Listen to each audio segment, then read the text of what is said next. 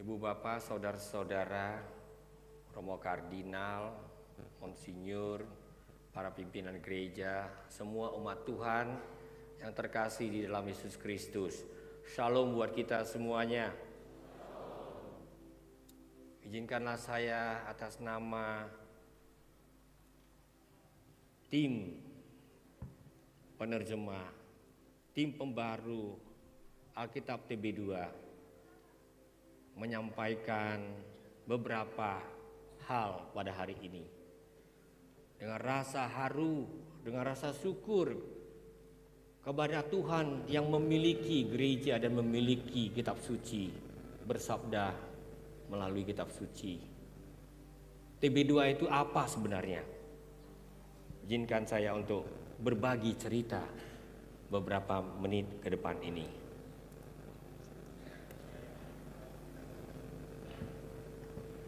Kalau kita membaca Alkitab, sebenarnya kita belum tuntas baca Alkitab kalau kita belum bertemu dengan kata ganja. Bagi yang mengaku tidak pernah ketemu kata ganja di dalam Alkitab, itu tandanya belum pernah baca Alkitab secara tuntas. Saya ajak untuk baca Alkitab secara tuntas ya, tapi dalam edisi terbaru, edisi kedua. Nah, ternyata dalam Alkitab itu memang ada kata ganja, tapi yang dimaksudkan tidak ada hubungannya dengan narkoba. Kita sedang menunggu penghargaan dari BNN. Ternyata kalau saya perhatikan sebagai contoh ya, 1 Raja-Raja 7 ayat yang ke-12, di situ jelas dalam bahasa Ibrani dikatakan Shiv'a lekoteret ha'echad, Ushiv'a lekoteret hashenit. Maksudnya itu adalah bangunan, dan di situ yang dimaksudkan itu bukan ganja. Mungkin dalam bahasa Jawanya gonjo. Maklum, saya nggak tahu bahasa Jawa. Ya, tiang, bagian dari bangunan. Dan kalaupun ada orang mencoba mencari itu di kamus besar bahasa Indonesia, ganja itu memang punya arti narkoba, tapi juga bagian keris yang melekat pada bilah. Tidak nyambung. Mengapa terjemahan yang disebut baru tahun 1974 masih dibarui? Ada 3 alasan utama. Pertama, memang bahasa manusia di seluruh dunia itu tidak mungkin tidak berubah, kecuali kita nggak pernah bergaul. Kedua, memang yang namanya belajar itu nggak mengenal akhir. Orang seperti saya ini harus belajar terus. Jadi kalau ada yang merasa nggak perlu belajar lagi, tolong catat ini. Oleh karena itu kita belajar melihat, oh rupanya ada naskah-naskah laut mati. Oh rupanya kata ini dulu dimengerti begini, sekarang sudah berubah maksudnya. Lalu tentu ada kajian mengenai makna Alkitab, atau dalam bahasa teknisnya disebut dengan eksegese. Jadi tim penerjemah, pengkhotbah, pengajar-pengajar kitab suci, semuanya diharapkan bukannya memasukkan ide ke dalam teks, tapi menggali apa yang dimaksudkan oleh teks. Itu namanya kita menghormati firman Tuhan, pesan Tuhan. Kalau tidak, Alkitab ini kita pakai suka-suka. Lalu tentu yang namanya ilmu penerjemahan pun tidak statis, berubah, berkembang. Bahkan saya pelajari bahwa ternyata ilmu penerjemahan Alkitab itu mempengaruhi perkembangan ilmu yang disebut dengan translation studies. Ilmu tentang penerjemahan yang bukan Alkitab.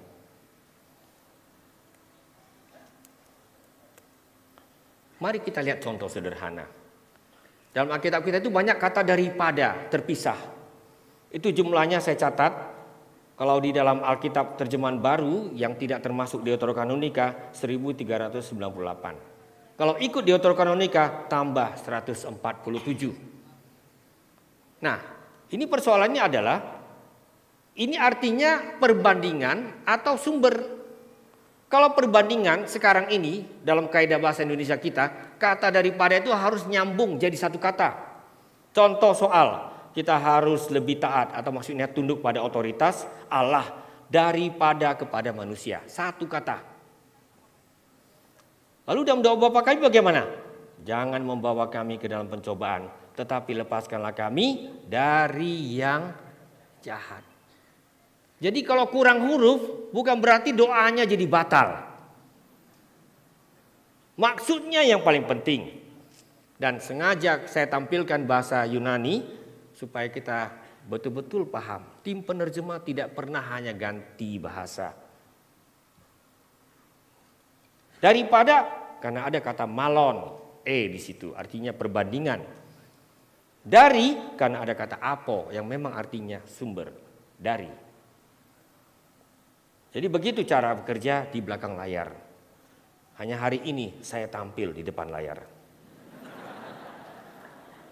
Terjadi pergeseran makna. Orang sekarang suka kata dahsyat. Tahukah kita dahsyat itu dua artinya? Silakan buka KBBI, Kamus Besar Bahasa Indonesia. Tentu artinya hebat, luar biasa. Tapi artinya juga takut, menakutkan, mengerikan. Nah, dalam Alkitab kita kadang-kadang ini jadi menimbulkan kerancuan. Aku menentukan bagimu akhir hidupmu yang mendahsyatkan. Tolong ahli bahasa Indonesia terangkan pada saya apa artinya. Mendahsyatkan, bikin makin dahsyat, bikin makin hebat. Kami ketika membaharui Alkitab ini bukan lihat dulu teks Indonesia ini, betul. Kami lihat bahasa Ibraninya. Balahot itu pluralnya, majemuknya, ya. Dan itu artinya apa? Menakutkan, mengerikan. Oleh karena itu, kata dahsyat yang tidak dahsyat kami kembalikan kepada arti menakutkan, mengerikan. Nah, contoh lain adalah keji. Orang sekarang bilang, keji sekali ini. Apa artinya? Apa artinya? Bengis, kejam. Padahal kata keji dulu itu artinya apa? Kotor, rendah, hina. Silakan buka Kamus Besar Bahasa Indonesia. Lalu apa? Tiba-tiba ada contoh dari Kejadian 46 ya. Ini tentang Yusuf, keluarga Yusuf. Karena orang Mesir itu menganggap gembala kambing domba itu suatu kekejian. Memangnya mereka kejam. Kerjanya apa? Membantai kambing domba kah? Bukan. Karena dulu kejinya artinya apa? Hina, menjijikan, memualkan.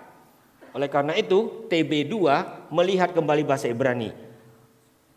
Toeva. Artinya apa? Menjijikkan. Jadi kami selalu kembali ke bahasa sumber itu untuk mengembalikan kepada bahasa Indonesia masa kini. Ya, mari kita lihat contoh lain. Maaf, agak cepat ini.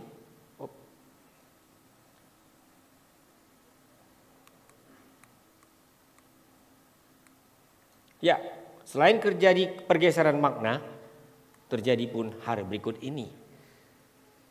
Tim Alkitab Terjemahan Baru 2 berusaha mendeteksi dalam bahasa-bahasa daerah ada nggak kata-kata tabu.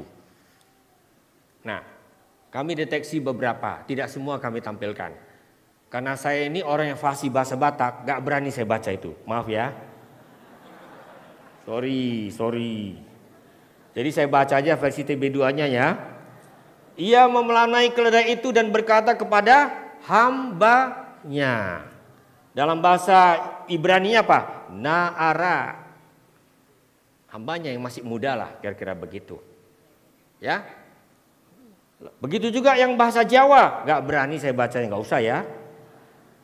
Kota Susan pun bersorak-sorai dan bersukaria. Ada bahasa daerah lain, tapi kadang-kadang gak bisa dicari sinonimnya. Jadi kita berusaha supaya Alkitab ini ketika dibaca dari mimbar terhormat, agung, luhur, firman Tuhan yang menyapa kita. Dan kadang-kadang kalau Tuhan marah memang dia gunakan kata-kata yang kasar, jujur saja ya, bahkan kotor supaya kita sadar gitu. Tapi kami berusaha, namanya juga orang Indonesia ya. Ketika Tuhan marah pun kami bikin supaya dia agak ramah dikit.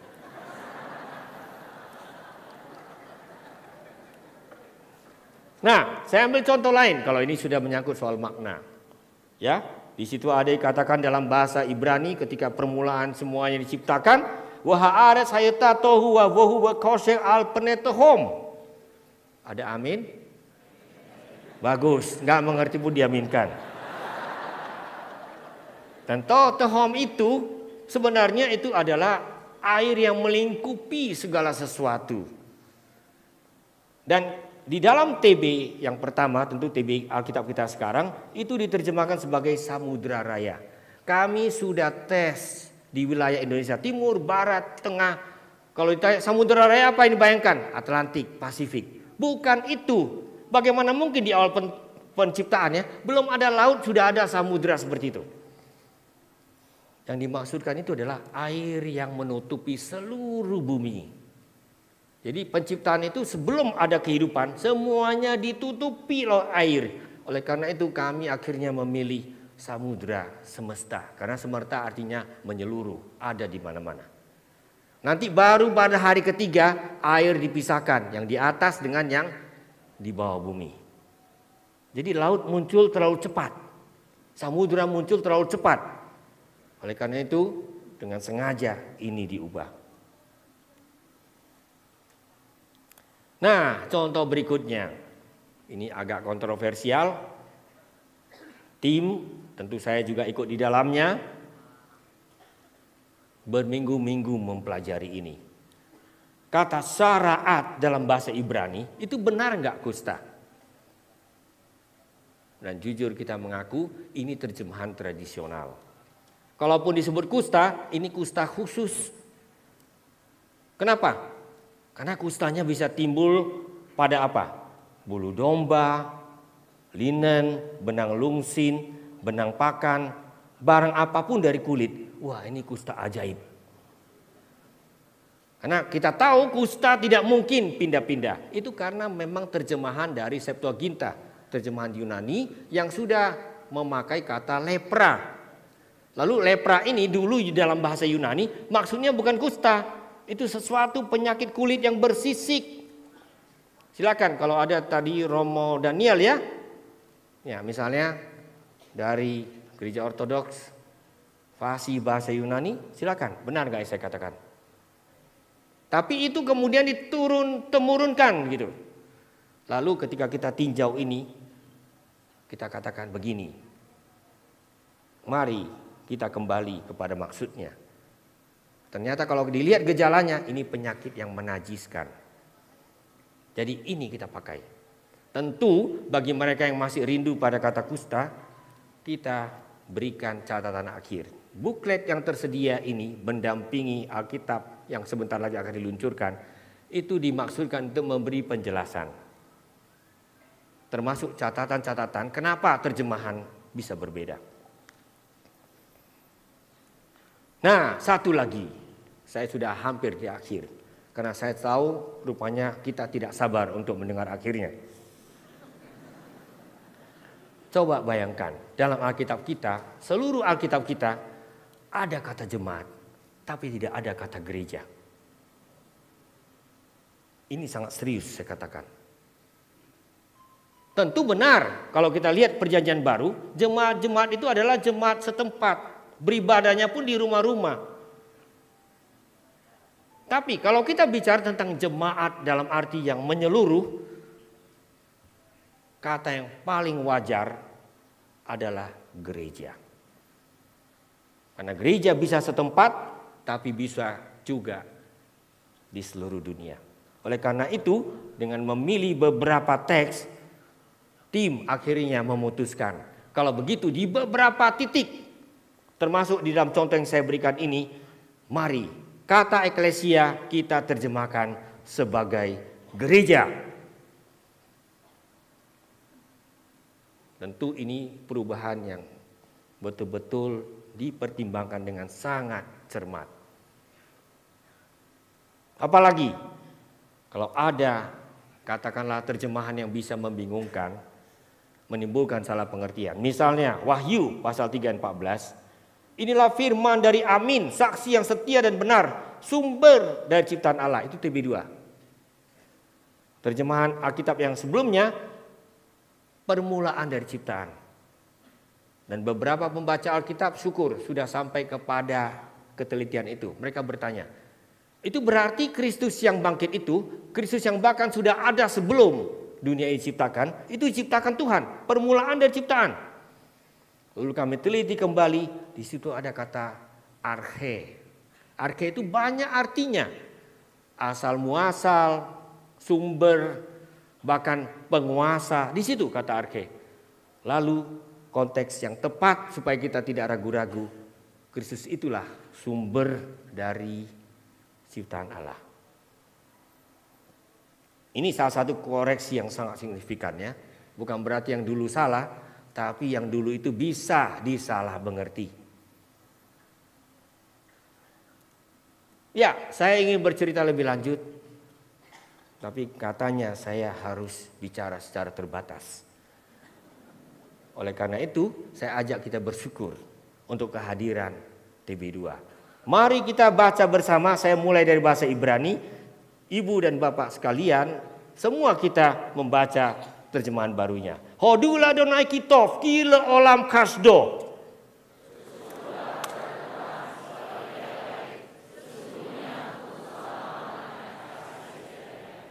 Amin.